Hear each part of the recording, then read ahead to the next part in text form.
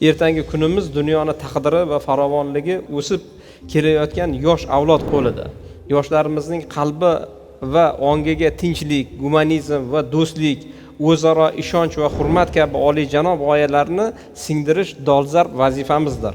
Bu borada jahon yoshlarining tinchlik sari harakatini ta'sis etish va uning qarorgohini O'zbekistonda joylashtirish taklifini ilgari suramiz deb aytildi.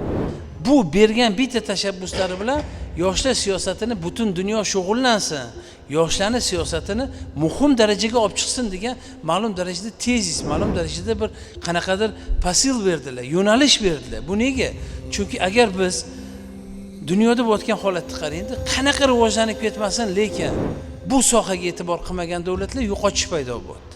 Bir e'tibor qilinglar, masalan, ko'p davlatda qadriyatlar yo'qolib ketdi. Shuning uchun albatta davlatimiz rahbari bu bergan tashabbuslari, bu bergan yo'nalishlarni tegida dunyo ma'lum darajada bizdan ham o'rganadigan narsalar juda ko'pligi ko'rsatadi. Gender siyosati bo'yicha aytdilar.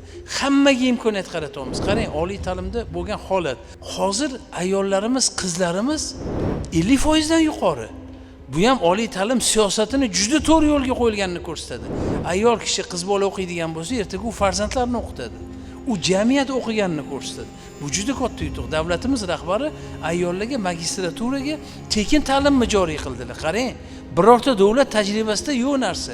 Bakalavrda foizsiz kreditlar moliyalashtirishni berdilar. Bu negizda ham siyosat yotibdi. Shuning uchun men bittasini aytgan bo'lardim. Bu yoshlar siyosatini ham bu minbardan turib gapirishlariga sabab bularga qilinayotgan imkoniyatdan to'g'ri qabul qilish kerak.